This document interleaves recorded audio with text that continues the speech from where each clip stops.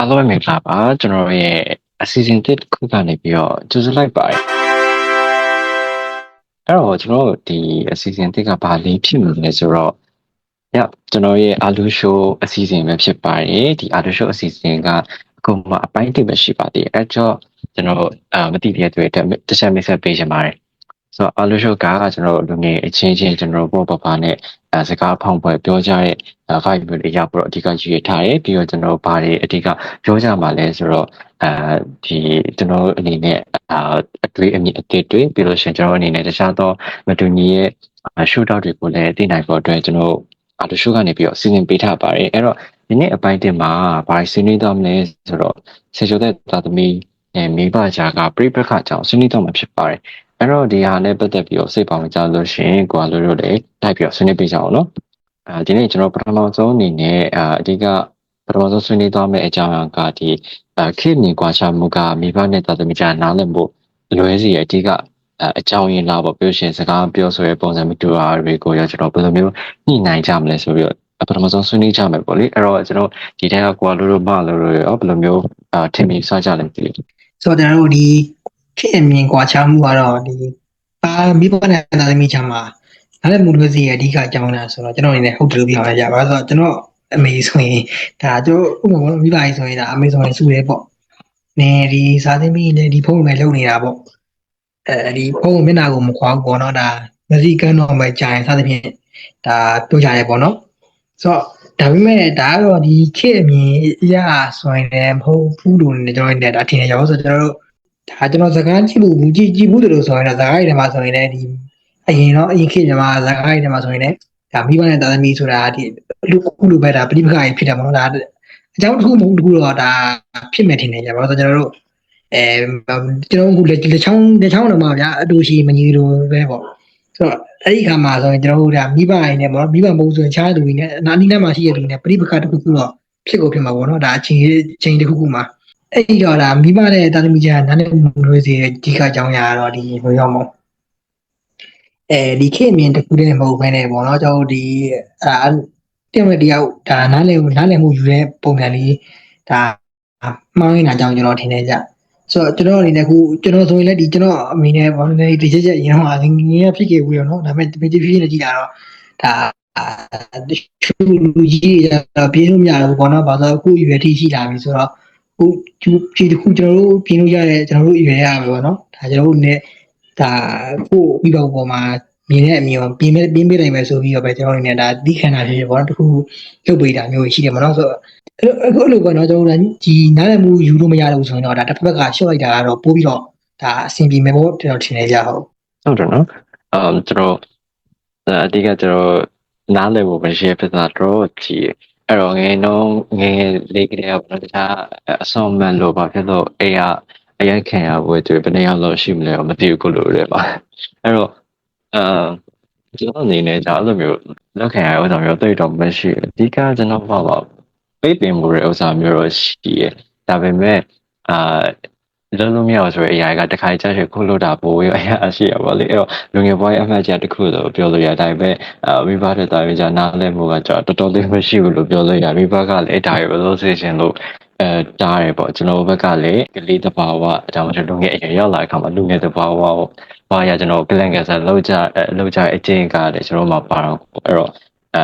ဒါလည်းကျွန်တော်တို့ပြန်လာတစ်ခုဖြစ်မှတင်တယ်အဲ့တော့ဒါနဲ့ဆက်ဆက်ပြီးတော့ကျွန်တော်တွေးရတကူရှိပေါ့လေဆိုတော့မိဘရဲ့ဆိုစီကြောင့်ချထားတဲ့အစီအမံစည်းကမ်းတွေကကျွန်တော်တို့ကိုလုံခြုံမှုပေးရလားအမှန်တကယ်လုံခြုံမှုပေးရလားဒါမှမဟုတ်ချုပ်ချယ်နေရလားဆိုပြီးကျွန်တော်တို့တွေးရတကူတော့ရှိတယ်ဥပမာထားကျွန်တော်တို့ပြင်မသွားရဘူးဘာဖြစ်တယ်ဘာဖြစ်တယ်အခုဆိုရင်ဒီကျွန်တော်ခေတ်ကတည်တဲ့အတိုင်းပဲလေအဲ့တော့အပြည့်ပေးမှုတော့ဖို့ဒါကျွန်တော်မြင် only ရပြောရမှာဆိုရှင်တော့ဒီတစ်ဖက်ကလည်းစိတ်ပူတာကြောက်ပါဒါပေမဲ့တစ်ဖက်မှာဒီသူ့ရဲ့ခံစားချက်ကိုကျွန်တော်ဘယ်လိုမျိုးထည့်စဉ်းစားမလဲဆိုရယ်အားနည်းချက်လည်းအားနည်းနေအောင်မလားပေါ့လေအဲ့တော့ဒီဟာကိုကျွန်တော်ဘယ်လိုမြင်ကြလဲပေါ့တကယ်ရောလုံခြုံမှုပြီးရလားဒါမှမဟုတ်ကျွတ်တယ်ဖြစ်နေမလားပေါ့အဲ့ဟာနဲ့ပတ်သက်ပြီးတော့ဘယ်လိုမျိုးမြင်ကြတယ်ကိုလို့ဟုတ်ကိုစက္ကွန်တာဆွေးနွေးပြပါအောင်ဗျဟုတ်ကဲ့ကျွန်တော်တို့မိဘနဲ့သားသမီးလူကြီးနဲ့လူငယ် ဒါပရိပခါကိုဆွေးနွေးကြရဲဆိုတဲ့နေရာမှာများသောအားဖြင့်ကိစ္စသည်ခုနကရပ်ဖို့ပြောသွားတဲ့ပိတ်ပင်ခြင်းဆိုတဲ့ကိစ္စပေါ့လူငယ်တွေဘက်ကကျင်တော့ဒါတွေပိတ်ပင်တာဖြစ်တယ်လူကြီးတွေဘက်ကတော့ဒါဒီထိန်းချမှုပုံသဏ္ဍာန်ပေါ့ဆိုတော့အကြောင်းအရာတစ်ခုတည်းဟိုဘာကြောင့်မလို့အမြင်နှမျိုးထွက်နေတယ်လဲဆိုတဲ့ကိစ္စကစဉ်းစားစရာပါပဲအဲ့စဉ်းစားစရာကိစ္စကိုကျွန်တော်တို့သေချာ deep learning လုပ်တဲ့အခါမှာတွားတွေ့ရတဲ့ဟာတစ်ခုရှိပါတယ်အဲ့ဒါဘာလဲဆိုတော့ဟို narrative လို့ဆိုတဲ့လမ်းကြောင်းမတူညီတာပေါ့နော်ဆိုတော့ narrative ဆိုတဲ့ဟာဒီမတူညီခြင်းဖြစ်နေတာပါဘယ်လိုဟာမျိုးပြောချင်တာလဲဆိုတော့ခုနကတော့ပြောတယ်လူကြီးတွေစိတ်ပူပင်နေဆိုတဲ့ကိစ္စကိုလူငယ်တွေအနေနဲ့ချုပ်ချယ်တယ်လို့မြင်နေရတာဘာကြောင့်မလို့အဲ့လိုမြင်နေရတာလို့ပေါ့ဆိုတော့လူငယ်တွေကချုပ်ချယ်လို့မြင်နေတဲ့အရာတွေကိုလူကြီးတွေကဘာကြောင့်မလို့ထိန်းချုပ်မှုလို့မြင်နေရလဲပေါ့ဆိုတော့လူကြီးနဲ့လူငယ်တစ်ချိန်လုံးကလူကြီးဆိုတာလူငယ်ပါပဲဒါပေမဲ့ဘာကြီးကွာဟနေရလဲပေါ့နော်ကျွန်တော်အမြင်ကတော့အရှိရမေကွန်နဲ့အရှိရမေကွန်ကအချိန်လေးနည်းနည်းနဲ့ဆက်ပြီးတော့ဆွေးနွေးချင်ပါတယ်အချိန်နည်းနည်းပဲယူမှာပါဘာလဲဆိုတော့ဘာသာစကားပြဿနာပေါ့နော်ဆိုတော့တချို့တော်တော်များဆွေးနွေးကြတဲ့ကိစ္စပါပဲလူကြီးနဲ့လူငယ်ကြားမှာ language မတူညီဘူးပေါ့အဲ့ဒါဒီပြိပခါကိုပို့ပြီးချိန်နေစိုးစေရဆိုတဲ့အချိန်ကြီးရောက်စေတယ်ပေါ့အဲ့ဒါကလည်းပို့ဝေးကွာစေတယ်ဆိုတဲ့အချိန်ကြီးပေါ့ရှေ့မှာရဲဘော်တယောက်ဆွေးနွေးတော့တာရှိပါတယ်အဲ့ဒါဘာလဲဆိုတော့ဟိုဤပညာပို့ပြီးတိုးတက်လာတာဟာပေါ့နော်ဆိုတော့ AI အကြောင်းဆွေးနွေးတာရှိတယ် social media အကြောင်းဆွေးနွေးတာရှိတယ်ကျွန်တော်ကတော့အဲ့ social media ကိုအသုံးပြုနေတဲ့လူတွေပေါ့ဥပမာကျွန်တော်တို့အခုခေတ်ဆိုရင်များသောအားဖြင့်လူငယ်တွေပို့အသုံးပြုပါတယ်ကျွန်တော်တို့အရွယ်တန်းအနေနဲ့20 30 40 50လောက်ထိပေါ့နော်ဆို50 60အထက်ကိုအသုံးပြုတဲ့သူကတော့တော်တော်လေးနည်းသွားပါပြီနည်းပါတယ်ဆိုတော့ဟိုအဲ့ဒီအရွယ်တန်းတွေမှာအသုံးပြုတဲ့သူတွေက social media ကိုတုံးတဲ့အခါမှာသူသဘောကျတဲ့ဟို content တွေကိုပဲသူတွေ့ရတယ်ကျွန်တော်အဖြစ်ပြောရင် social media ဆိုတာ algorithm တွေနဲ့ဟိုတိဆောက်ထားတဲ့အရာပေါ့နော်ဆိုတော့ကိုသဘောကျတဲ့အရာကိုပို့ပြီးတော့ချပြလိုက်မယ်။ဘာကြောင့်လဲဆိုတော့ဒီ application ဒီ website ဒီ page ကိုပို့ပြီးတော့အချိန်သုံးမိစေအောင်ဆိုတဲ့သဘောတရားအရာပေါ့။ဆိုတော့ဟိုရှင်းရှင်းပြောရင်လူဆိုတာကကိုသဘောကျကိုနှစ်ချိုက်တဲ့ level တစ်ခုတည်းမှာပဲရှိနေတယ်ကိုနှစ်ချိုက်တဲ့အရာတွေဂျားထဲမှာပဲရှိနေတဲ့အခါမှာကိုresistant လုပ်မဲ့အရာရှင်းပြကိုအတွက်အင်မတန်လွယ်ကူနေပြီကိုဒါရနားလဲတယ်ကိုဒီဟာထဲမှာပဲလဲပတ်နေတယ်ဆိုတော့အခြားသော level တစ်ခုကိုရောက်တဲ့အခါတနည်းအားဖြင့်ပြောရမယ်ဆိုရင်လူငယ်တယောက်အနေနဲ့သူသဘောကျတဲ့ level ထဲမှာသူရှိတယ်သူရဲ့social media သူကြိုက်တယ်သူရဲ့ algorithm တွေနဲ့သူလဲပတ်နေတယ်ဒါပေမဲ့သူ့ရဲ့အရာလူကြီးတယောက်ရောက်နေသူကိစ္စတစ်ခုခုဆွေးနွေးရမယ်ဆိုရင်သူမဆွေးနွေးတတ်တော့ဘာဖြစ်လို့လဲဆိုတော့ရှင်းပါတယ်ကျွန်တော်ကြားထဲမှာဘာသာစကားပြဿနာတက်နေပါတယ်အရင်တော့ဆိုရင် social media မရှိခင်တော့ဆိုရင်ဘာသာစကားဆိုတာကကျွန်တော်တို့ဟိုလူတယောက်ကလူတယောက်စီကိုသွားပါတယ်အခုကျွန်တော်ကကိုလူပြောသလိုကိုလူကကျွန်တော်ပြောသလိုကျွန်တော်ကြားထဲမှာ laptop မရှိဘူး desktop မရှိဘူး phone လည်းမရှိဘူးချင်းပြောပါတယ်နောက်ဆုံးပြောစရာမရှိရင်ကျွန်တော်တို့စိတ်ထဲအရာတွေစာထဲမှာချရေးပြီးပြောပါတယ်ဆိုတော့အခုခေတ်ဘယ်လိုဖြစ်လာသလဲဆိုတော့အခုခေတ်ကကျွန်တော်တို့ကြားထဲမှာအလှပါးတွေချတယ်ဒီတက်ပိုဆိုးလာတာခုနပြောသလိုကျွန်တော်တို့အတွက်ပို့ပြီးကျွန်တော်တို့အတွက်တည်တံ့ရှိတဲ့algorithm တွေကြားမှာကျွန်တော်တို့နေတာဖြစ်တဲ့ကြောင့်မလို့အခြားသူတွေကိုနားလည်ဖို့စူးစမ်းရမယ်ဆိုတော့ဟာဒီကျွန်တော်တို့ဂျာထဲမှာတော်တော်ကြီးနေပါလာတယ်အဲ့ဒီဟာကလူကြီးလူငယ်ပြိပခါတွေကအကြောင်းအရာတစ်ခုဖြစ်စေလိမ့်မယ်လို့ထင်ပါတယ်။ဘာကြောင့်လဲဆိုတော့အဲ့လိုပြိပခါတွေကိုတွားပြီးတိုက်စစ်ကြည့်တဲ့အခါမှာအကြောင်းအရာအဖြစ်တူတယ်အချိန်များဖြစ်လဲတူတယ်ဒါပေမဲ့လူကြီးပြောတာမလို့လူငယ်လက်မခံတာလူငယ်ပြောတာမလို့လူကြီးကလက်မခံမင်းတို့ကလေးတွေဘာသိမှာမလို့လဲခင်ဗျားတို့ကလူကြီးတွေအတွေးမြင်ဟောင်းနေပြီခင်ဗျားတို့က20ရာသွားခဲ့လိုက်ပြီခင်ဗျားတို့ခေတ်ကုန်သွားပြီဆိုတဲ့ဟာပေါ့ဆိုတော့အကြောင်းအရာကိုတွေ့ပြီးအခြားမင်းကဘာသိလို့လဲမင်းကဘာတက်လို့လဲဆိုတဲ့အရာကိုပြန်ရောက်သွားတယ်ပေါ့ဆုံးတာပြောသလိုကျွန်တော်တို့ဂျာထဲမှာဘာသာစကားချားနေတယ်ဘာသာစကားတည်ယူပို့ဆောင်တဲ့ပုံစံကလည်းလွှဲနေတယ်ဥပမာဆိုကြပါတော့ကျွန်တော်တို့ conversation တစ်ခုကိုစကားပြောမယ်တစ်ဖက်သူကကိုokay ပေါ့ okay ဆိုတော့အတုံးတော့ကိုကသူ့ message တစ်ခုပို့လိုက်မယ်မနှက်ပြန်တွေ့ကြဆိုသူက response ပြန်လာမယ် K တလုံးနဲ့ response ပြန်လာမယ်ဆိုတော့အဲ့ K ထဲမှာအဓိပ္ပာယ်ကokay လို့ပြောချင်တာလားဒါမှမဟုတ်သူစိတ်ဆိုးနေတာလားဒါမှမဟုတ်သူ့အနေနဲ့စိတ်မပါတာလားဆိုတော့ဘာသာစကားအခြေအနေတစ်ခုပေါ်မှာဘာသာစကားအမျိုးစုံကြောင်းလဲဖြစ်တည်နေတဲ့အရာပေါ့ဆိုတော့အများကြီးထွေပြားလာတဲ့အခြေအနေမှာကျွန်တော်တွေကအဲ့ထွေပြားလာတဲ့လောက်ကို like မလုပ်နိုင်ကြဘူးမှတ်တယ်လို့ကျွန်တော်လူကြီးနဲ့လူငယ်ကြားမှာအခြေအနေလူကြီးလူငယ်မှမဟုတ်ပါဘူးအခြေsocial media နည်းပညာတိုးတက်မှုတွေကလူတစ်ယောက်နဲ့တစ်ယောက်ကိုအခြေအနေအားဖြင့်လူတစ်ယောက်နဲ့တစ်ယောက်ကို physically အားဖြင့်ပိုပြီးနီးစပ်စေနိုင်ပေမဲ့စိတ်ချင်းအားဖြင့်တော့ပိုပြီးဝေးကွာလာနိုင်တဲ့အခြေအနေကိုရောက်လာပါတယ် နီးပညာတိုးတက်မှုကဝေးကွာတယ်ဆိုတဲ့အခြေအနေကိုရောက်စီတာမဟုတ်ဘဲနဲ့နီးပညာတိုးတက်လာတဲ့အမျှလိုက်လာရမယ် follow up လုပ်ရမယ်ဟာကိုမလုပ်နိုင်တာနဲ့နီးတူပို့ပြီးဝေးကွာတာလေကျွန်တော်ပြောချင်တာပါဆိုတော့အခုနမေကုန်ပေါ့နော်စိတ်ပူပင်နေဆိုတဲ့အခြေအနေကျွန်တော်တို့ခုနပြောသလိုလူကြီးနဲ့လူငယ်ကြားထဲမှာဘာသာစကားချားနေတယ်အဲ့ချားနေတဲ့ဘာသာစကားကလည်းဘာကြောင့်ချားနေရလဲဆိုတော့ခုနကျွန်တော်တို့ပြောသလိုကျွန်တော်သုံးတဲ့ social media platform တွေ application တွေ website တွေအဲ့ဒီဟာတွေဒီကျွန်တော်တို့သဘောကျနှစ်တက်တဲ့ပုံကျင်တစ်ခုဖြစ်အောင်တို့ကဖန်တီးပေးထားတဲ့အတွက်ကြောင့်မို့လို့ကျွန်တော်တို့ resistant လုပ်ရမယ့် level တွေရှိတယ်ဆိုကြပါစို့ကျွန်တော်အပြင်သွားချင်တယ်အရင်လက်မခံဒါဒီကို resistant လုပ်ရတော့မယ်ဆိုတော့ဘာကြောင့်လို့သွားချင်တာဖြစ်တယ်မနေ့ပြန်ကဘယ်သူနဲ့တွေ့မှမလို့ဖြစ်တယ်ဒါမျိုးကိုအကျိုးကြောင့်ကိုပြောဖို့လိုတယ်ဒါပေမဲ့အဲ့လိုမဟုတ်ဘူးမင်းတို့ကဘာဖြစ်နေရလဲအပြင်မသွားတော့ဘာမှဖြစ်တော့ဘူးလားဆိုတော့ဟာမျိုးဝုန်းတိုင်းဒုံတိုင်းထကျဲတာဒီ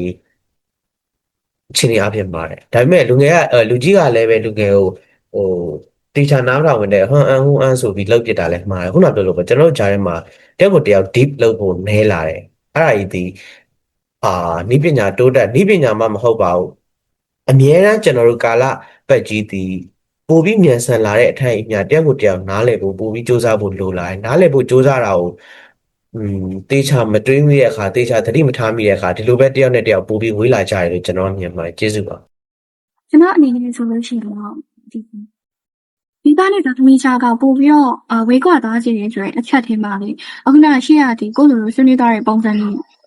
အရာလေးပေါ့ဝင်းနေပေါ့နော်နောက်တစ်ခုကကျတော့ဒီမိဘတွေရဲ့သူတို့တွေးတဲ့အသွေးတစ်ခုအနေနဲ့ကတော့ကိုသားသမီးကိုဒီမကောင်းတဲ့လမ်းမရောက်သွားအောင်ဒီမကောင်းတာတွေနဲ့မကြုံကြရအောင်ဆိုတော့သူတို့ကဒီဆုံးမရဲပိတ်ပင်နေနောက်တစ်ခုကကျွန်တော်တို့ဒီစီကံချက်တွေထားရှိရဆိုတာနဲ့ပတ်သက်လို့ဆိုတော့တခါတည်းမှာမိဘတွေကသူတို့ကတော့ဒီလိုရည်ရွယ်ပေမဲ့သားသမီးအပေါ်မှာတက်ရောက်သွားတဲ့တက်ရောက်မှုအနေနဲ့ကတော့စီကံဆိုတာထက်ကိုဒီ control လုပ်နေဆိုတဲ့ဘက်ကိုသွားပြီးတော့တက်ရောက်တာပေါ့နော်အဲ့လိုနေရာတွေမှာဆိုရင်သားသမီးတွေကဒီမိဘအပေါ်မှာမိကိုအားထားတဲ့ပုံစံကလေသူတို့ရဲ့စိတ်ဓာတ်ပိုင်းဆိုင်ရာမှာဒီဟာကလေတခုအနေနဲ့ဒါပုံအောင်သွားတယ်လို့ကျွန်တော်အနေနဲ့ယူဆပါတယ်ဘာကြောင့်လဲဆိုတော့ဥပမာညဘက်အပြင်မသွားနဲ့တို့ဘာမလုပ်နဲ့တို့ညမလုပ်နဲ့တို့ဒီရွယ်ရဒါကြီးလုံးဝမယ့်ဟာမဟုတ်ဘူးဒီလိုနေဒီလိုထိုင်အစရှိသဖြင့်ပေါ့နော်ဒီကျွန်တော်ရဲ့နေ့စဉ်ဘဝမှာနေထိုင်တဲ့ပုံစံတွေကအစမိဘတွေကတေချာဆိုတာထက်တော်တော်လေး control လုပ်လာတာတွေ့ရတယ်ကျွန်တော်ဆိုရတွေ့မြင်မှုရဲ့မိဘပုံစံတွေမှာဆိုလို့ရှိရင်ဥပမာသားသမီးကဒီနေ့ကိုဘာစားရမလဲဘာကိုဘယ်လိုအတိုင်းအတာထိစားရမယ်တောက်ကမယ်ပြီးရင်ဘယ်လိုမျိုးကိုဝတ်ကမယ်စားရမယ်အစရှိသဖြင့်ပေါ့နော်သူတို့ကတော့သူတို့သားသမီးကိုကောင်းစီချင်လို့လုပ်ပေးရဆိုရဲအောက်ကနေပြီးတော့ရည်ရွယ်ပင်မဲ့လေသားသမီးပေါ်မှာဖြစ်သွားတဲ့အရာကကြတော့ဥပမာမိဘတွေအပေါ်မှာပုပ်ပွင့်လင်းလင်းမရှိရတာမျိုးပေါ့နော်အဲ့လိုမျိုးပုပ်ပွင့်လင်းလင်းမရှိရတာဒီကျွန်တော်တို့တိတိလေးရနေမှစပြီးတော့နောက်ပိုင်းကြီးထွားလာတဲ့အခါမျိုးတွေမှာအခုနကဒီရှေ့ကကုသိုလ်လို့ပြောသလိုမိဘနဲ့သားသမီးချာမှာကွာဟသွားတဲ့ကွာဟမှုတွေတယောက်နဲ့တယောက်ဒါရင်းနှီးမှုမရှိတော့ဘူးမိဘနဲ့သားသမီးတာဆိုရဲဒီဘယ်လိုပြောရမလဲပုံစံတခြားကြီးရှိနေရတဲ့ဒါဒီအဖေမလို့ဒါဒီအမေမလို့ရှိုတေးလေးစားရမယ်ဆိုတဲ့ပုံစံအနေနဲ့ကလေးပါဝင်သွားတာပေါ့နော်အဲ့ဒီတော့ကြောင့်မလို့သူ့ရဲ့နေ့တူကသူရင်ဆိုင်ရတဲ့အခါတွေမှာအဆင်ပြေတာတွေလည်းရှိခဲ့မယ်အဆင်မပြေတာတွေလည်းရှိခဲ့မယ်ဥပမာဒီကျောင်းတော့တက်လို့ကျောင်းမှာတခုခုကြုံလာခဲ့ရင်တော့မိဘအပေါ်မှာဟိုကပြောပြဖို့ကိုမဝေ့မရေဖြစ်တာမျိုးပြီးလို့ရှိရင်သားသမီးရဲ့လုံးရတိုင်းရဲ့အပေါ်မှာဒီချီကျူးမှုမပြုတ်နိုင်တဲ့မိဘရဲ့ရှိတာပေါ့နော်ဒါလေးအောင်မလုပ်နိုင်ဘူးလားဒါလေးအောင်အဖြစ်မရှိဘူးလားဆိုတော့အတုံးနေနဲ့ကလေးတွေကိုဆုံးမတာပေါ့နော်သူတို့ဘက်ကကြည့်ရင်တော့သားသမီးကိုဒါတော်စီခြင်းတက်စီခြင်းလို့ဆိုရဲပုံစံနဲ့ဒါဆုံးမတွင်တင်တာမျိုးရှိပေမဲ့သားသမီးရဲ့စိတ်ထဲမှာကျတော့ငါလုံးလိုက်တာကဒီမှားသွားတယ်ပေါ့လေပြီးတော့ဒီအပေါ်မှာတို့အနေနဲ့အများကြီး insecure ဖြစ်သွားတယ်ပြီးတော့နောက်ထပ်ဒီလိုအလုံးမျိုးထပ်လုံးမိရဲ့အခါကြလို့ရှိရင်တော့တို့အနေနဲ့တော်တော်လေးစိုးရိမ်စိတ်ကြီးမားတဲ့အရာတွေဖြစ်လာတာပေါ့အဲ့ဒါကိုကြည့်ချင်းအဖြစ်မိဘတွေရဲ့တုတ်တင်ဆုံးမမှုရဲ့လမ်းပြီးကိုက တခုကိုယူရပေမဲ့တန်သမီးစီကိုဒီတက်ရောက်သွားတဲ့အရာကကိုထင်ထားတယ်လို့မဟုတ်တဲ့အခါမျိုးမှာဒီနောက်ဆုံးရလဒ်ကိုခံစားရတာဒီမိဘတွေမဟုတ်ဘဲနဲ့တန်သမီးဖြစ်တယ်ဆိုတဲ့အရာကိုနားလည်စေချင်တယ်ပေါ့နော်အဲ့တော့ဒီတန်သမီးဒီငယ်ရွယ်စဉ်ကလေးကမိဘရဲ့တုံ့ပြန်ဆုံးမမှုဆိုတာထက်ကိုမိဘရဲ့ထိန်းချုပ်မှု control အောက်မှာရှိနေဆိုတာမျိုးပေါ့နော်ဒါကမိဘရဲ့လောင်ရိပ်အောက်မှာဆိုတာဒီကျွန်တော်တို့ကိုယ်ပိုင်ရက်တည်နိုင်တဲ့အစွမ်းအစမရှိသေးတော့ကိုယ့်ရဲ့မိဘရဲ့လောင်ရဲ့အောက်မှာနေပြီးစူးစမ်းရမယ်တင်ယူရမယ်လေ့လာရမယ်ဒီအတွက်ကိုကျွန်တော်တို့ကိုယ်တိုင်ရဲ့ဒါကိုယ်ပိုင်ယုံကြည်မှုလည်းရှိရမှာပေါ့နော်ဒါပေမဲ့အဲ့လိုမရှိတဲ့အခိုက်အတန့်နေကြလို့ရှိရင်တာသမီဒီမိဘကိုပဲအားကိုးတာမျိုးနောက်ပြီးတော့မိဘကိုအားမကိုးတော့ဘဲနဲ့ဥမာတခြားသူတွေအပေါ်မှာအားကိုးမိသွားတဲ့အခါမျိုးတွေမှာဆိုလို့ရှိရင်လေဒါမိဘအပေါ်မှာပြန်ပြီးတော့ဒါမိဘကိုခြေဆုံးကန်တာတွေအစရှိတယ်မဒီလိုမျိုး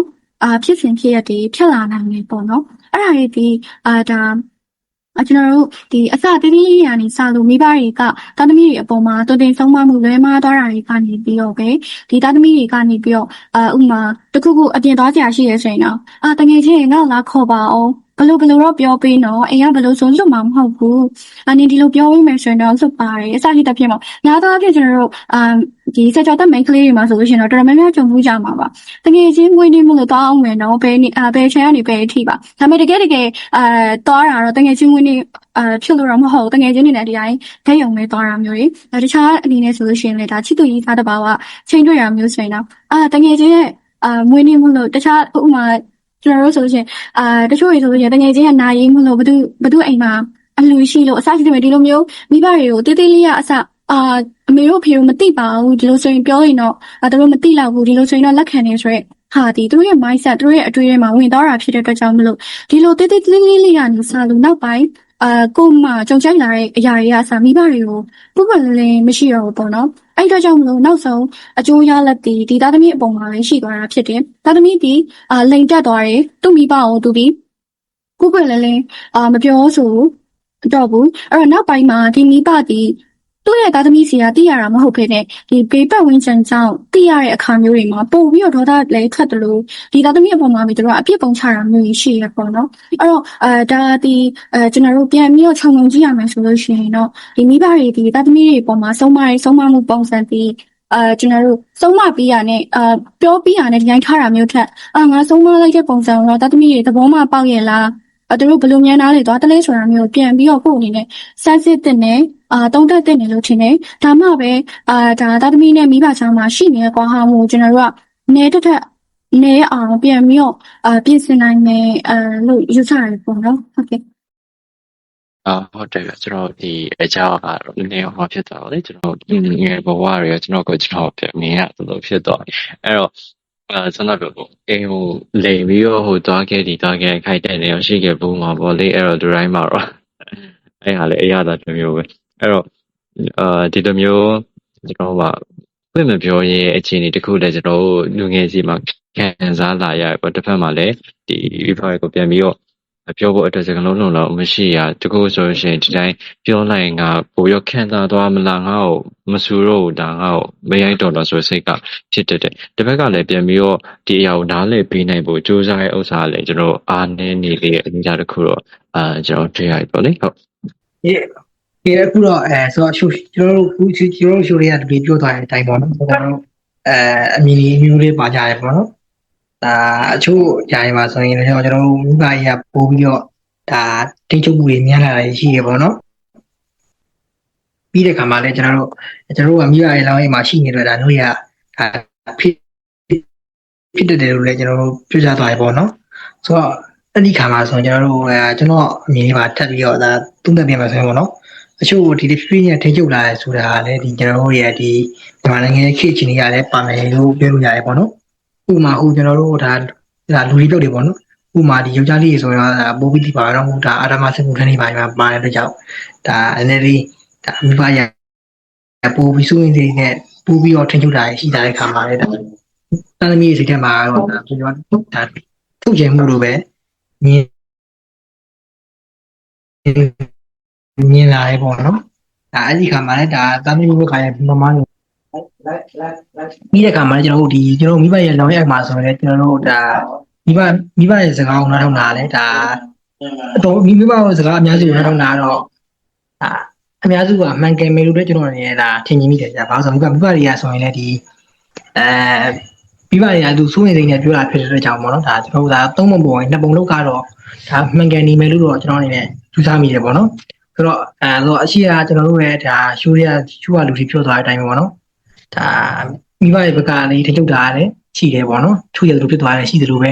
ဒါအချို့ရရမှာဆိုရင်လည်းကျွန်တော်လုံခြုံမှုပြည်သူမျိုးတွေဖြစ်သွားတာမျိုးကြီးဒါမလုံခြုံမှုပြည်သူဖြစ်တာအများကြီးလို့ကျွန်တော်အနေနဲ့သုံးသပ်ချင်ပါတယ်ကြောက် ကျွန်တော်အများကြီးပေါ့လေအရှိမလည်းအများကြီးကြောက်တော့ကြတဲ့အတွက်ကြောင့်အဲ့တော့ကျွန်တော်တို့နောက်ဆုံးအနေနဲ့ကျွန်တော်အဖြေထုတ်ကြခြင်းရောက်ဖြစ်တော့ထင်တယ်အဲ့တော့အခုတို့အနေနဲ့ဘယ်လိုမြင်ကြတယ်ရောမသိဘူးလေဒီအကြောင်းတစ်ခုလုံးဆွေးနွေးထားတဲ့အပေါ်မှာအဲ့တော့ကျွန်တော်ဒီနောက်ဆုံးအနေနဲ့ကျွန်တော်ဒီတော်သမီးနဲ့မိဘကြားကျွန်တော်ပြဿနာရဲ့အကြောင်းတော့ကျွန်တော်စုံစီနေအောင်ပြောသွားကြပဲအဲ့တော့တော်သမီးနဲ့မိဘကြားကျွန်တော်ပြဿနာရှိရပါစကားပြဿနာတွေရောတခြားသောဒီ connection ပြတ်တဲ့ပြဿနာတွေကျွန်တော်ရှိကြတယ်ပေါ့အဲ့တော့အဲ့ဟာကိုကျွန်တော်တို့ဘယ်လိုဖြေရှင်းကြမလဲဆိုတော့အကြောင်းကလည်းကျွန်တော်တို့အတွက်စဉ်းစားစရာပေါ့ကျွန်တော်အနေနဲ့ဆိုလို့ရှိရင်တော့ဒီအဖြေမို့တဲ့ဆိုရင်အရှိမှလည်းကျွန်တော်အဖြေလေးကျွန်တော်တွေ့ရဘာလဲဆိုတော့ဒီအချင်းချင်းပြောတဲ့အခါမှာကျွန်တော်အနေနဲ့နားလည်မှုမပေးနိုင်ပေါ့ဒီတစ်ဖက်ကလည်းမိဘတွေကလည်းကျွန်တော်နားလည်ဖို့မကြိုးစားဘူးတော်သမီးဘက်ကလည်းဒီဟာကိုနားလည်ပေးဖို့မကြိုးစားကြဘူးလေအထက်ကကျွန်တော်နိုင်ငံပြဿနာလို့လည်းပြောလိုက်ရတယ်အေရှဘက်ကပြဿနာတွေပြောအဲ့ဟာကပါလဲဆိုတော့ကျွန်တော်မှာခံစားချက်ကိုထုတ်ပြဖို့ဝန်နေကြရပေါ့ကျွန်တော်အဖေနဲ့ဒါဆိုရှင်ပေါ်ရတိတာဗျာကျွန်တော်တော်တန်နဲ့ချစ်တယ်ဆိုတဲ့ကလုံးမသုံးဗျာဘလို့ဆိုအမေနဲ့ဆိုရင်3 3လေးအောင်ပဲဒါပေမဲ့အဖေနဲ့ကျတော့ချစ်တယ်ဆိုတဲ့ကလုံးကြားဖို့အရေးကျွန်တော်ဘယ်လိုခေါ်မလဲတချို့ဇာတ်ကားတွေတချို့တချင်းမှာကျွန်တော်ပါကြမယ်ထင်တယ်အဲ့လိုတည်သွားတဲ့အခါကျတော့မှဒါချစ်တယ်ဆိုတဲ့ကလုံးတော့မှဖွင့်ပြဖို့တော်ဆိုကြရပေါ့လေအဲ့တော့ကျွန်တော်မှာခံစားချက်ကိုထုတ်ဖော်တဲ့အလေးအထားမရှိခြင်းကလည်းစဉ်းစားပြောရဲ connection ပြတ်တဲ့ပြဿနာတရားတစ်ခုများဖြစ်နေမလို့အဲ့ဟာလည်းကျွန်တော်ဘယ်လိုချင်းကြီးကြမလဲပြောရှင်စဉ်းစားပြောမိဘရဲ့သားမိကြပြဿနာကိုလည်းကျွန်တော်တို့ဘယ်လိုမျိုးအရာနဲ့ကျွန်တော်တို့ကောင်းအောင်ကျွန်တော်ပြုပြင်သွားကြမလဲဆိုတော့ဘယ်လိုထင်ကြလဲမသိဘူးဖြစ်ဆိုတော့ခုနကတော့ပြောမယ့်အကြောင်းအရာကဒီခန်းစားချက်တွေဖွင့်ဟပြောတဲ့အပိုင်းပေါ့နော်အဲ့ဒီအပိုင်းမှာဘယ်လိုလုပ်ကြမလဲဆိုတော့ကျွန်တော်တို့က Asia culture ဖြစ်တဲ့အရာပေါ့နော်တစ်လျှောက်လုံးမှာလည်းတိတ်မပြောဘဲနဲ့နေလာကြမပြောဘဲနဲ့ပြောဖို့ရာလည်းအမျိုးတွန့်ဆုတ်နေတာမျိုးလုံးဝမပြောတာမျိုးတွေဖြစ်တဲ့အတွက်ကြောင့်မလို့ဒီ Asia culture ကိုချက်ချင်းစန့်ကျင်လိုက်ဖို့ကလည်းခက်ခဲပါပဲဆိုတော့ကဖွင့်ဟပြောပြပါဆိုတာလည်းပြောလို့ရပြီမဲ့လို့တကယ်လို့တဲ့ခါကျမှခက်ခဲတယ်ပေါ့လေဘာလို့လဲဆိုတော့အရင်တော့လုပ်ချင်မှမရှိတာဆိုတော့ဘယ်လိုမျိုးဆက်လုပ်ကြမလဲဆိုတော့အဓိကမပြောရင်တော့မှသူတို့နဲ့တူတူအမြဲတမ်းဆိုတာထက်တချို့တလေအချိန်မှာဆိုလို့ရှိရင်တော့ quality time အနေနဲ့အချိန်ပြုံးပေးတဲ့နယ်ပေါ့လေဆိုတော့နည်းနည်းလေးရည်စရာမောစရာလေးတွေပြောမယ်နည်းနည်းလေးချီကျူးစကားကနေစမှာပေါ့လေအရင်ဆုံးကတော့သူတို့ကိုချီကျူးစကားကနေစမယ်ဒီနေ့ကတော့ဘယ်လိုဖြစ်ပါကြောင်းဘယ်လိုလေးဖြစ်လာပါကြောင်းဟင်းချက်တာအရင်ကောင်းတာပဲလှုပ်လိုက်တာအရင်ကောင်းတာပဲစသဖြင့်ချီကျူးတာအနေစမယ်ပေါ့လေချီကျူးတာအနေစနေပြီးတော့မှအဲ့လိုမျိုးပုံမှန်လေးပဲစကားပြောဖြစ်မယ်စကားကတော့ဒီတိုင်းနေ့တိုင်း casual ရပြောနေမယ့်စကားတွေပဲအဲ့လိုမျိုးပုံမှန်လေးပြောဖြစ်မယ်ပေါ့လေပြောဖြစ်ပြီးတော့မှပဲအဲ့လိုမျိုးတခုခုအခက်ခဲပေါ့နော်အခက်ခဲဆိုတာကလေကိုယ့်ဘက်မှာကြုံရတဲ့အခက်ခဲတွေကိုတဖြည်းဖြည်းမျိုးတီးတီးလေးကနေစပြောတာပေါ့လေအခက်ခဲလေးကတော့ဒါလေးဖြစ်နေတယ်တရက်မှာတစ်ခုလောက်ပြောနေတာမှရတယ်အဲ့မျိုး habit ပေါ့နော် habit တီးတီးလေးကနေစတာမျိုးပေါ့ဆိုတော့အဲ့မျိုးတီးတီးလေးကနေစပြီးမှသူတို့ကိုပြောပြမယ်သူတို့ဘက်ကနေလေကိုတဖြည်းဖြည်းနဲ့ပြောလာလိုက်ပါပဲအဲ့မျိုးအဆုံးမတဲ့အချိန်ပေါ့နော်ဆုံးမတဲ့အခန်းကဏ္ဍတွေရောက်ပြီဆိုလို့ရှိရင်လည်းကိုယ့်ဘက်ကနေဟုတ်တယ်ထောက်ခံတယ်ဒါပေမဲ့ကျွန်တော်ဘက်မှာလည်းဒီလိုတွေရှိပါတယ်ဒီလိုတွေဖြစ်နေပါတယ်ဆိုတော့အေးစစ်အေးလူပြောပေါ့နော်သူတို့ဘက်ကဖြစ်နေတဲ့အမျိုး mood ပေါ့နော်သူတို့ဘက်ကဖြစ်နေတဲ့လက်ရှိဖြစ်နေတဲ့ခံစားချက်တွေကိုအခြေအနေကကြည့်ပြီးတော့မှပြောတဲ့စကားမျိုးတွေပြောလို့ရမယ့်စကားမျိုးလေးပြောတာကောင်းတယ်အချိန်ခါကိုကြည့်ပြီးတော့မှပြောလို့ရမယ့်စကားကောင်းမျိုးတွေဖွင့်ပြပြောလို့ရမယ့်စကားကောင်းလေးတွေပြောလို့ရမယ် စိတ်တူနေတဲ့အချိန်ကြာလို့ရှိရင်တော့ရတယ်မပြောသေးနဲ့ပေါ့နော်ကိုယ့်ဘက်ကနေစိတ်အခြေအနေမကောင်းသေးဘူးဆိုလို့ရတယ်မပြောသေးနဲ့အဲ့လိုနှစ်ဖက်ကနေပြီးမှစိတ်ကြည်နေတဲ့အချိန်စိတ်တည်ငြိမ်နေတဲ့အချိန်ကြာမှာပဲဖြည်းချင်းအဲ့လို habit တည်လေးမျိုးကိုယ့်ရဲ့အခက်အခဲတွေပြောပြတာသူတို့အခက်အခဲတွေဘာရှိလဲဆိုတာနားထောင်ပေးတာတရက်ကိုမိနစ်ဘယ်လောက်မှမရှိပါဘူးအဲ့မျိုးလေးနားထောင်ပေးပြောပြမယ်ဆိုလို့ရှိရင်တော့မှဒါတော်လေးကောင်းတဲ့family bond လေးဖြစ်တာပေါ့လေဆိုတော့အဲ့လိုမျိုးလေးဖြစ်မယ်ဆိုလို့ရှိရင်တော့ကြာလာတဲ့အမြအဲ့လိုပွလင်းလေးနဲ့ဖြစ်လာမယ်ကြာလာတဲ့အမြပို့ပြီးတော့မှမျိုးနားလည်မှုတွေပိုရှိလာမယ်ပေါ့လေကိုယ့်ရဲ့အခက်အခဲတွေသူ့ရဲ့အခက်အခဲတွေမျိုးဒီခေတ်အခြေအနေကြီးတွေဘာတွေဖြစ်နေလဲဆိုတာမျိုး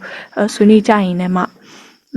ပို့ပြီးတော့မှနားလည်လာမှာမိဘတွေဘက်ကနေလည်းအဲ့လိုမျိုးဘလူပဲဖြစ်တော့ကိုယ့်ရဲ့သားသမီးတွေကိုချစ်တဲ့အတွက်ကြောင့်မလို့သူတို့ဘက်ကနေလည်း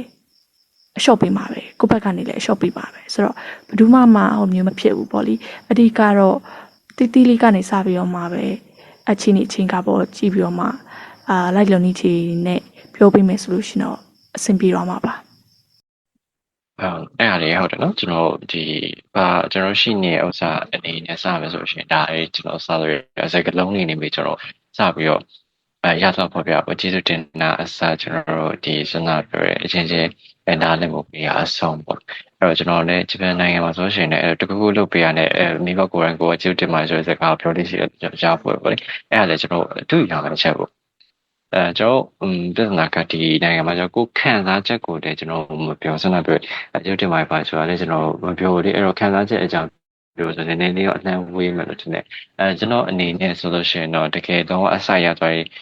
စရောက်သွားပြီဆိုအစကိုရောက်သွားပြီပေါ့လေဒီကိုသားသမီးတွေပါဖြစ်သွားအခါကျတော့ရှင်လည်းသူတို့ခံစားချက်ပြောတတ်အောင်သင်ပေးခြင်းကလည်းတခြား generation တစ်ခုမသွားခင်ကိုဒီဘယ်လိုခေါ်မလဲလက်ရှိကိုနဲ့အနည်းဆက်ဆိုရှိနေတဲ့ generation မှာလည်းကိုယ်တိုင်ကစောက်တွေတိဆောက်တဲ့အရာတစ်ခုပေါ့လေအဲကျွန်တော်သွားလို့ရမယ်လို့အဲ့လည်းအနာဂတ်မှာပေါ့လေအဲ့တော့တခြားသူတွေကရောဘယ်လိုမျိုးရှုထောင့်ကနေပြီးတော့တွေးကြတယ်မသိကိုလို့ကျွန်တော်မှာတော့ဒီအမြင်ဆိုတာတက်ပေါ့နော်ဒါကျွန်တော်မိဘနဲ့ကြားဆိုရင်ဒါနည်းနည်းပြောရမှာချိုးအချိန်ဒီမှာတော့တန်ငင်းဆန်တယ်ပေါ့နော်ကျွန်တော်မှာလည်းဒီချိုးခန္ဓာချက်တွေကြားကြတော့ဒါမိဘကိုပြောလို့မရတဲ့ခန္ဓာချက်တွေရှိရပေါ့နော်အဲလိုကြောင့်မိဘအချင်းတွေကိုကြည့်ကြတာပေါ့ဒါကိုကရင်ဖို့မဲ့ဒါကိုခဲကိုရင်ဖို့မဲ့ဒါမိဘကြားအချင်းမှာဒါစိတ်မကောင်းဖြစ်သွားမလားဆိုတဲ့လူငယ်ရှိတဲ့ခါမှာပြောမှာကျွန်တော်ဒါအကုန်လုံးတော့ကျွန်တော်ပြောလို့မရှိဘူးပေါ့နော်ဒါပေမဲ့အချို့ပေါ့နော်ဒါအခုမိဘကလည်းမိဘနဲ့ဒါကိုနဲ့ဒါအချို့အရာတွေမှာတိုက်ဆိုင်ရရှိရပါတော့ဥပမာဆိုကျွန်တော်တို့ကျွန်တော်ဆိုရင်တရင်အရင်နားထောင်နေပေါ့နော်တရင်မိဘကြီးကျွန်တော်နေနားထောင်နေကျွန်တော်မိဘဖြစ်တဲ့ဒါကျွန်တော်ဥပမာကျွန်တော်ဖေးဆိုရင်လည်းဒါတရင်နေနားထောင်နေပေါ့နော်အဲ့ချိန်မှာဒါအကြောင်းတစ်ခုထူပြီးပေါ့နော်ဒါမှမဟုတ်လဲဒါပြောချင်တာတစ်ခုရှိပြီဆိုရင်ဒါအဲ့တရင်တွေကိုအခြေခံပြီးတော့ဒါစကားသမီးပြောတာတွေပါဒါရှိရပေါ့နော်ဆိုတော့ဒါလည်းဒါကျွန်တော်မိဘနဲ့တာသမီချာမှာဒါကွာမှုဖြစ်စီပေါ့နော်ဒါတခုမဟုတ်တခုတော့ကျွန်တော်အကြောင်းတခုနဲ့ဒါစကားသမီးပြောတာဖြစ်ဖြစ်တော့နော်သတ်သမီးအဲ့ဒီလိုမျိုးလေးပေါ့နော်နည်းနည်းလေးဒါဆက်ဆံရေးချုံမှုအောင်တော့ဒါကျွန်တော်အနေနဲ့လုပ်ဖြစ်တယ်ပေါ့နော်ဆိုတော့ကျွန်တော်အနေနဲ့ကလည်းဒီကျွန်တော်ကြံပေးနေတာလည်းဒါအဲ့လိုလေးပေါ့နော်ကျွန်တော်တို့ဒါဒီမျိုးခဲပြီးပေါ့နော်ခဏကြည့်နေပါရဲ့ပွင့်ချတဲ့အာမျိုးတွေပေါ့နော်နည်းလေးအားကြနည်းလေးကြီးမယ်ဒီနေ့ပြန်နော်ဆိုတော့အဲ့လိုလေးဆိုတာတဲ့ပေါ့နော်ကျွန်တော်တို့ကျွန်တော်လိုပဲပေါ့နော်အချို့ဒါမိဘကြီးနေနဲ့ဒါမိဘကြီးတည်တဲ့ကိစ္စကြီးကဘယ်လိုတွေလဲပေါ့နော်အဲ့ဒီကိစ္စကြီးပုံမှန်ခြေခံပြီးတော့ကိုကလည်းဒါအဲ့ဒီကိစ္စကိုခြေခံပြီးပြောတဲ့ပုံစံလေးပေါ့နော်စကားသမီးပြောတဲ့ပုံစံလေးနဲ့သူစရင်တော့ဒါစင်ပြီးမယ်လို့ကျွန်တော်အနေနဲ့ထင်နေတယ်ကြောက်ကြံနေပြီးပါကြောက် Neros ပြောသွားရဟာလေကျွန်တော်neuromind အချက်ပဲကောင်းတယ်အဲ့တော့ကျွန်တော်မှာဒီအကြောင်းအနေကဆိုကျွန်တော်အများကြီးပေါ့လေကျွန်တော်ဖြည့်ရှင်းရမယ့်အကြောင်းတွေကလည်းကျွန်တော်နီးလန်းတော့တစ်ခုရရှိပါမဟုတ်ကိုမတူညီရဲ့အမြင်နေလည်းကျွန်တော်ရှိမှာပဲပေါ့အဲ့တော့ကျန်းတူရောကိုလိုဘယ်လိုမြင်ကြသေးတယ်မသိဟုတ်ဆိုတော့ဒီကျွန်တော်အနေနဲ့ခေါင်းလို့ဒါမိဘတွေဘက်ကနေပြီးဒီတာသမီနဲ့မိဘချင်းဖြစ်ထားရှိဒီ conflict တွေပြီးတော့ဒီမလိုလားအတဲ့အကြောင်းအရာလေးကနေဆက်ပြီးမှဖြစ်သွားတဲ့ပြဿနာလေးပြီးနောက်တစ်ခုကဘာမှလည်းပါဝင်ပတ်သက်နေတယ်လေဆိုတာ မိဘတွေရဲ့ခံယူထားတဲ့အရာတစ်ခုရှိတယ်။အဲ့ဒါကကြတော့တော်တော်များများမှာရှိကြပါလိမ့်မယ်။အခုနောက်ပိုင်း generation မှာပေါက်ဖွာလာတဲ့တာသမီတွေအပေါ်မှာနားလည်မှုရှိပြီးရဲ့မိဘတွေဆိုတာကလေသူတို့ကိုယ်တိုင်ဒီသူတို့ရဲ့ဆုံးမတည်မှုပြီးတော့သူတို့ဒီတာသမီပေါ်မှာထားတဲ့ဒီစိတ်ကအစားပေါ့နော်အစားကြီးတစ်ပြည့်အဲ့ဒါတွေအပေါ်မှာသူတို့ဒီ upgrade လုပ်နေတယ်သူတို့ရဲ့တာသမီကိုဒါဘယ်လိုမျိုးဆုံးမတည်ပြီးရင်တော့ပို့ပြီးတော့ကောင်းမွန်နိုင်တယ်ပို့ပြီးတော့အဆင်ပြေနိုင်တယ်ဆိုတာကိုတွေးတောနေမိဘတွေရှိတယ်လို့တချို့များသောအားဖြင့်ကျွန်တော်ဒါခေတ်အရာချင်းနေဆိုလို့ရှိရင်တော့ကျွန်တော်အရင်ခေတ်ကမိဘတွေရဲ့အမြင်မှာဘယ်လိုမျိုးတွေးတယ်ဆိုရင်မိဘနဲ့တာသမီချားမှာမဟုတ်ဘူးမိသားစုဝင်အချင်းချင်းကြားမှာတော့ဒီဥပမာဩဇာအာဏာရှိတဲ့သူကတအုပ်ရှိနေတာမျိုးပေါ့နော်ဒီဩဇာအာဏာရှိတဲ့သူဒီသူစကားတာအမှန်သူစကားကိုလိုက်နာရမယ်သူစကားကိုဒီစန့်ကျင်တဲ့သူတွေဒီသူ့ကိုပုံကန်တာပဲဖြစ်တယ်အစတစ်ဖြစ်မှာဒါတော့ဖြစ်တွေ့ရမှာတော့ဖခင်နဲ့တာသမီကြားမှာဖြစ်လိဖြစ်တာရှိကြမယ်လို့ယူဆပါတယ်ဒါပေမဲ့တချို့မိသားစုဝင်တွေမှာဆိုလို့ရှိရင်တော့အမေလည်းဖြစ်နိုင်တဲ့အဖေလည်းဖြစ်နိုင်ပြီပေါ့နော်အဲ့တော့ဒီလိုမျိုးမိဘတွေဒီသူတို့ရဲ့ခံထားတဲ့အယူကိုသူတို့ကိုယ်တိုင်ကအရင်ဆုံးချုပ်ဖို့လိုအပ်လိမ့်မယ်။ဘာကြောင့်လဲဆိုတော့သူတို့တွေးထားတဲ့အတွေ့အဒီအပြေအဝမှန်ကန်တာမျိုးမဟုတ်တဲ့အကြောင်းမျိုးပေါ့နော်။ကျွန်တော်တို့ကအမြဲတမ်းကြီးငါဒီမိဘဖြစ်နေလို့ငါဒီလူကြီးတို့ဖြစ်နေတဲ့အတွက်ကြောင့်မလို့သူ့စကားတည်အမိတ်အာဏာကိုလည်းရှိနေရပြီ။ဒါကိုလိုက်နိုင်ရမယ်ဆိုတော့ပုံစံမျိုးကလည်းအဆင်မပြေဘူးပေါ့နော်။အဲ့ဒါဒီဒါသမီးနဲ့မိဘကြားမှာရှိနေတဲ့အရာရှိနေတဲ့ပြိပခါတွေပိုပြီးကြီးထွားလာအောင်လုပ်ပေးတဲ့အရာတွေပြီးလို့ကျွန်တော်လည်းနေပါတယ်။အဲ့တော့ဘာလို့လဲဆိုတော့ဒီလိုမျိုးဩဇာအာဏာနဲ့အမိန်ပေးတဲ့ပုံစံမျိုးတွေပြီးတော့လူကြီးဆိုပြီးတော့ဒီလူကြီးနဲ့လူငယ်ကြားထဲမှာလူကြီးတွေဒီအမြဲမှန်တယ်ဘာကြောင့်လဲဆိုလို့ရှိရင်လူငယ်တွေထပ်ပို့ပြီးတော့သူတို့ဒီစောစွာမျိုးဖွာလာတဲ့ပုံနော်စောစွာထမင်းဟင်းစားလာတဲ့အဲ့အတွက်ကြောင့်မို့ဒီလူငယ်တွေထပ်ပို့ပြီးတော့သူတို့ဒီတိပါတယ်တက်ပါတယ်ဆိုတဲ့အရာကိုသူတို့ဒီခံယူထားတဲ့အတွက်ကြောင့်မို့လူငယ်တွေကဒီ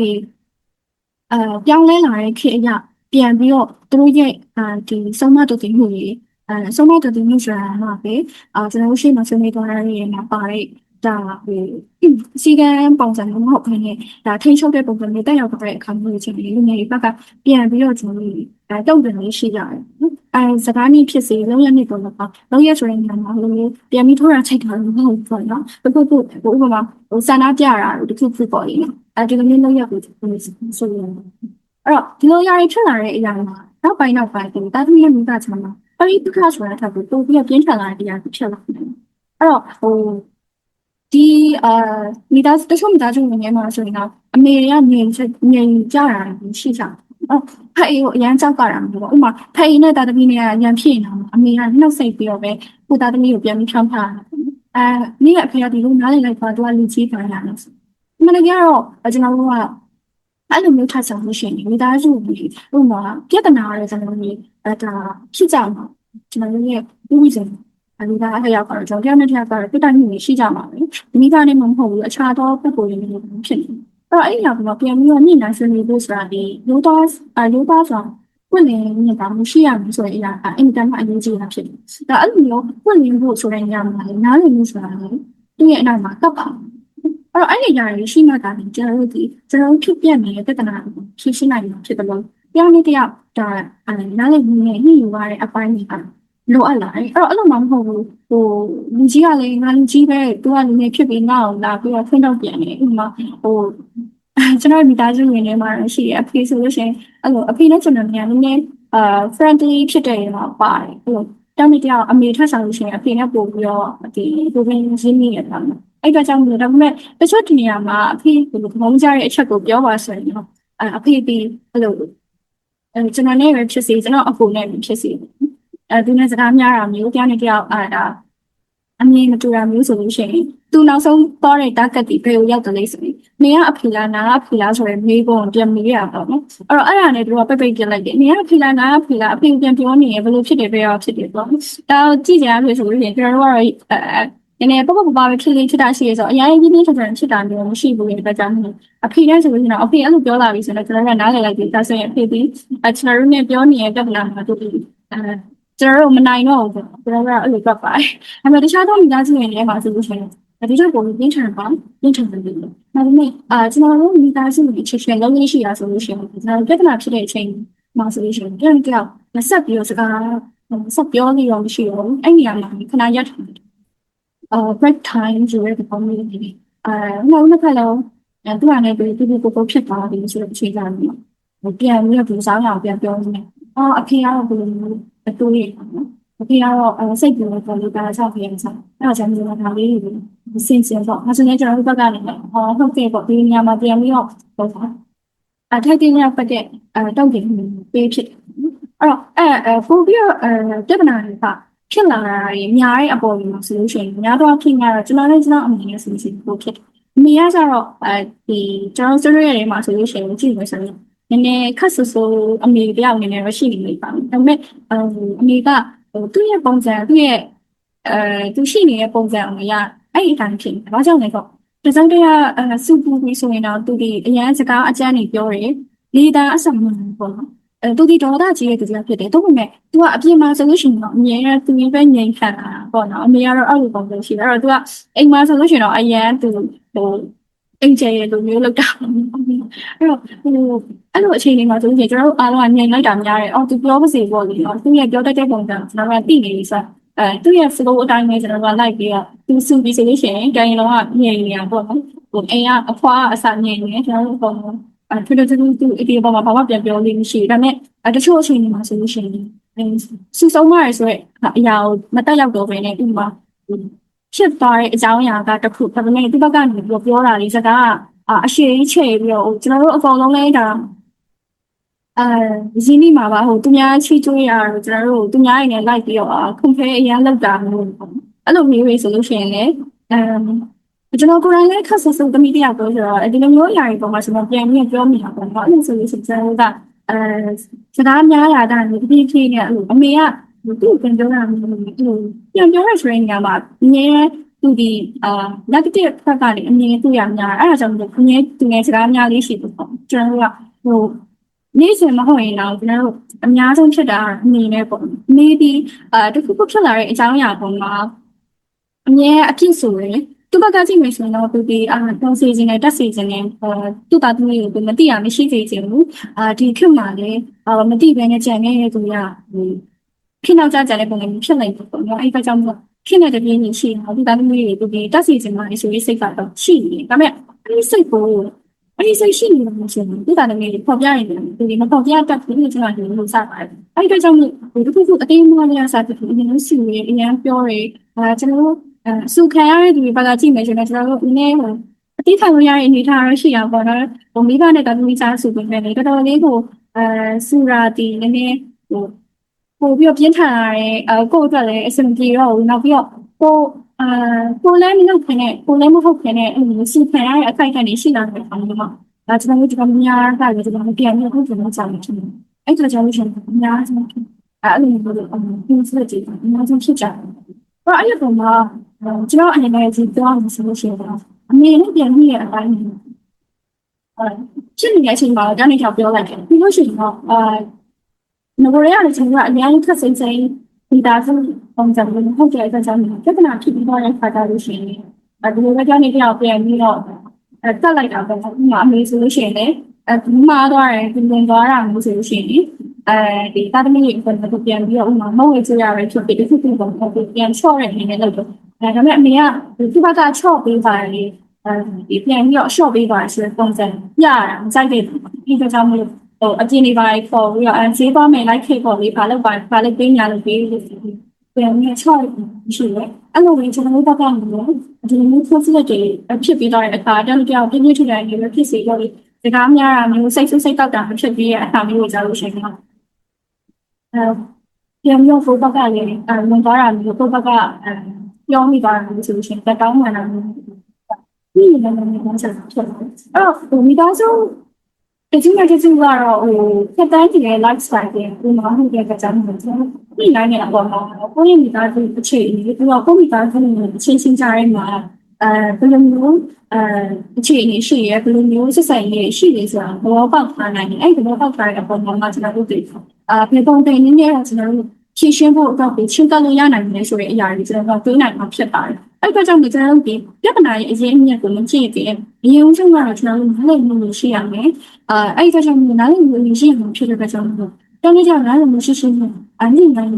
နဲ့အရေးကိုတွားနိုင်ဖို့ဆိုတဲ့အရာပါသူ့ဘက်ကအရှုံးပေးလေကိုယ့်ဘက်ကအရှုံးပေးလို့ဆိုတာနောက်ဆုံးပြန်ကြည့်နေဆိုကျွန်တော်တို့ဒီနောက်ဆုံးမှာမိသားစုတွေဖြစ်နေကြတယ်အထူးသဖြင့်မိသားနဲ့တာသမီးတွေဖြစ်နေကြတယ်အဲ့တော့ကြောင့်ဒီခြားရင်းမှာကျွန်တော်တို့ဒီအတ္တလူမျိုးအရာရင်းနာနာလူမျိုးအရာရင်းဆိုတာကငြိမ်းချလို့မကောင်းတဲ့အရာမျိုးဖြစ်တယ်အဲ့ဒါကြောင့်ဒီအရာရင်းပေါ်မှာကျွန်တော်တို့ကရော့နေအောင်ပေါ့နော်ရော့နေအောင်ရှော့ပြီးဥမာအတိအကတော့နောက်ဆုံးကြည့်လိုက်မယ်ဆိုရင်တက်နာဖြစ်တဲ့ဘက်ကဘယ်သူမှမဘုံတော့ရတယ်ဘယ်သူကတော့အရှော့ပေးနေမှဆိုတဲ့အရာမျိုးရှိတောင်းရှိနေတယ်အဲ့အရာပေါ်မှာလိုက်ပြီးတော့ကိုယ့်ရဲ့မိသားစုခြားရင်းမှာရှိနေတဲ့စီကိုအတိုင်းပဲလိုက်ပြီးတော့ညှိနှိုင်းမှုဆိုလို့ရှိရင်ဒါဒီပြောမယ်ဆိုအရင်ကြီးမားလာတဲ့ပြဿနာမျိုးကမဟုတ်ဘူးလို့ထင်တယ်အဓိကအဖြစ်ကြီးမားဖြစ်တဲ့ပြဿနာမျိုးကြီးပြင်းထန်တဲ့အရာမျိုးလို့ဆိုလို့ရှိရင်တော့အဲ့အသေးလေးလေးရာစပြောင်းနေတယောက်စိတ်ထဲမှာပဲကိန်းအောင်ထားလိုက်တာမျိုးပြောင်းနေတယောက်အမှုပူတာမျိုးရနောက်ပိုင်းမှာတာသမီနဲ့မျိုးကမခေါ်ရတာမျိုးဥမာအမွေဖြတ်ဆွတ်တာမျိုးကြီးဒီလိုမျိုးအရာဖြစ်နိုင်တယ်ဒါပေမဲ့ချွေးချက်နေရတော့ဒ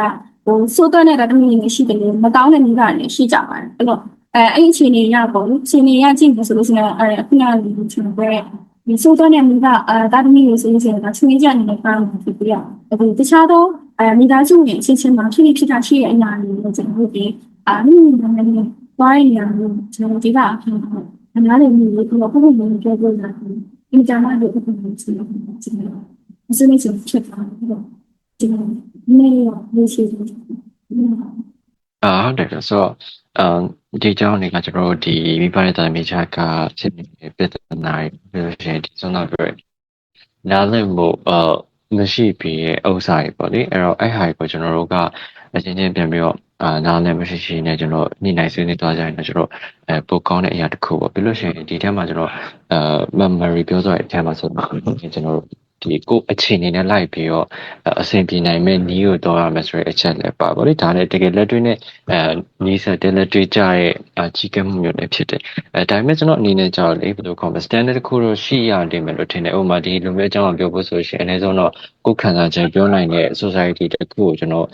်သွားတာမျိုးဖြစ်ပြီးလို့ရှိရင်ကိုဒီမိဘတာမေဂျာကပြဿနာတွေကိုကျွန်တော်နားလည်ပေးနိုင်တဲ့အကြောင်းတွေကိုပညာပေးလုပ်ငန်းတွေနဲ့စတယ်ဒါပေါ့လေဒါကြတော့အခြေအနေတစ်ခုရောက်လာတဲ့အခါကျတော့အဲ့လိုမျိုးသွားပြီးတော့မှကျွန်တော် standard တစ်ခုတော့ရှိရလိမ့်မယ်ခံစားချက်တွေပြောနိုင်တဲ့သူဖြစ်ရမယ်ဆိုလို့ရှိရင်အချင်းချင်းကလည်းနားလည်မှုရှိနိုင်ရမယ်ဆိုရယ် standard တစ်ခုမျိုးပေါ့အဲ့လိုမျိုးဟာတစ်ခုကနေစပြီးတော့ကျွန်တော်တို့ချင်းဆွေးနွေးရတိုင်ပင်တာကျွန်တော်တို့လုပ်ရလိမ့်မယ်ကျွန်တော်မှဒီပြဿနာတွေကအရှိချမှာဆိုလို့ရှိရင်လည်းဒီဘယ်လိုခေါ်မလဲအချင်းချင်းညှိနှိုင်းဖို့အတွက်နီးလိုက်နေကျွန်တော်ပေးသွားရဲပြဿနာကဘာလဲဆိုတာလည်းပြောသွားကြရပါလိမ့်ဆိုတော့အဲ့ထက်ကမှကျွန်တော်ဒီကိုယ်စိတ်ခံစားချက်တွေကိုအဖေမကြီးရင်ပြပြီးတော့နှိမ့်သိတဲ့ဆိုရယ်ခံစားချက်မျိုးတွေအဲ့ဒါတွေကိုလည်းရောက်အောင်လုပ်မယ်စူးစမ်းကြမယ်ဆိုရှင်လည်းအချင်းချင်းနားလည်မှုရှိတာလေမယ်ပြောရှင်တကူရှိရကမိဘတွေမှာလည်းကျွန်တော်အစင်မပြေအခိုက်အတန့်တွေဆိုတာရှိမှာပဲလေအဲ့ဟာကိုလည်းကျွန်တော်ရင်ဖွဲ့တဲ့ပုံစံမျိုးဆိုရင်တော့ကျွန်တော်ဘယ်လိုမျိုးမြင်နေပေါ့လေအဲ့အားတခုနဲ့ကျွန်တော်စဉ်းစားကြပါအဲ့တော့အဓိကတော့အချင်းချင်းကြားမှာကျွန်တော်ကလည်းကတိတ်မရှိနိုင်ဘူးဆိုရယ်အနေထားပေါ့အချင်းချင်းကလည်းသူအကန်နဲ့သူနေသူကလည်းသူအနေထားနဲ့သူဒီကျွန်တော်တို့တက်ပို့ပြီးအသက်ကြီးရယ်ပို့ပြီးတော့ထမင်းစားဆော့ရယ်ပေါ့ဗျာကျွန်တော်တို့ကြားမှာပြောနေကြတယ်ငါမိတဲ့ထမင်းစားဥပါရယ်ဆိုတော့စားလို့ပေါ့အဲ့လိုမျိုးပုံစံနဲ့လည်းကျွန်တော်ကသူတို့ရဲ့ခံစားချက်တွေကိုပြောဖို့အတွက်ဆိုရှင်သူတို့ကိုယ်တိုင်ရှင်းကြကျွန်တော်တို့ငယ်တဘာကလည်းရှင်းကြရောဆိုတော့အဲ့ဟာကိုကျွန်တော်ထုံပြောနိုင်တဲ့အနေအထားတစ်ခုရောက်လာပြီဆိုရှင်တော့ဒါကျွန်တော်တို့ဒီမိဘသားမိသားဆက်ဆက်ရေးကတော်တော်လေးကောင်းလာပြီဒါဒီအစဉ်ပြေစားပြုလာပြီဆိုတဲ့အနေအထားပေါ့အဲ့လိုမျိုးဟာလည်းကျွန်တော်တို့ဒီမြင့်တင်နိုင်တဲ့ society တစ်ခုဖြစ်မယ်ဆိုရင်တော့ကျွန်တော်အချင်းချင်းကြမှာနားလည်မှုရှိပြီးတော့တကူပြဿနာဖြစ်လာတဲ့အခါမှာကြောက်ရှင်လဲညှိနှိုင်းပြီးတော့ဖြစ်ရှိနိုင်တယ်စိတ်ချယောဂါတွေဆိုတာဖြစ်နိုင်တယ်ကျွန်တော်လူတိုင်းမှာဒီအဲ့လိုမျိုး depression ဖြစ်တဲ့အခိုက်အတန့်တွေဆိုတာလည်းရှိနိုင်ပေါ့အဲ့လိုမျိုးဟာလည်းကျွန်တော်အတိုင်းအတာတစ်ခုတော့ဒီကျော်လာနိုင်လိမ့်မယ်လို့ထင်တယ်ပေါ့နော်ဒါကြတော့ဒီနေ့ပြောတာအကြောင်းအရာတွေရဲ့အဓိက ဆိုလို့ရင်ပေါ့ပြောတော့အကြောင်းနဲ့အများကြီးပဲကျွန်တော်တို့ပြဿနာအကြောင်းပြောသွားကြရဖြစ်ရှင်ဒီအကြောင်းပြောသွားကြရဖြစ်ရှင်ကိုကြိုတွေ့ခဲ့ရတဲ့အမတ်တရားတွေကိုကြိုခဲ့ရတဲ့အတွေ့အကြုံတွေကနေပြီးတော့လည်းအကြံပေးသွားမျိုးရှိရဆိုဒီနေ့ကကြတော့ကျွန်တော်အများကြီးရလိမ့်မယ်လို့ထင်ပါတယ်ဆိုတော့ဒီနေ့ရဲ့အားလို့ရှိုးရဲကျွန်တော်ပထမဆုံးအပိုင်းမှာတော့ကျွန်တော်မိဘနဲ့သားမိကြကပြိပခရဲ့အကြောင်းကျွန်တော်အများကြီးဆွေးနွေးသွားကြပဲဖြစ်ပါတယ်ဒီကနေပတ်သက်ပြီးတော့လည်းကျွန်တော်နောက်ကြရဲကိုလိုအနေနဲ့လည်းအများကြီးတွေးစရာတွေပြီးတော့ shoot out တခုဒါမှမဟုတ်လို့ရှိရင်ကိုမကြောက်ဘူးရဲ့အကြောင်းအရာတွေဒါမှမဟုတ်လို့ရှိရင်ဒါမှကျွန်တော်အကျိုးတခုခုရှိသွားလိမ့်မယ်လို့ညွှန်နေပါတယ်ဆိုတော့အဆုံးထိနားထောင်ပေးကြတဲ့အတွက်အချိန်ပေးကြအတွက်လည်းအထူးပဲကျေးဇူးတင်ရှိအပ်ပါတယ်ဆိုတော့ဒါတော့နေ့လေးပတ်ဆိုင်နိုင်ကြပါစေဗျဆိုတော့အားလုံးရှိုးရဲ့ episode တစ်ကတော့ဒီမှာပဲအဆုံးသတ်သွားပါပြီအားလုံးပဲနောက်တော့နေ့လေးပတ်ဆိုင်နိုင်ကြပါစေဗျ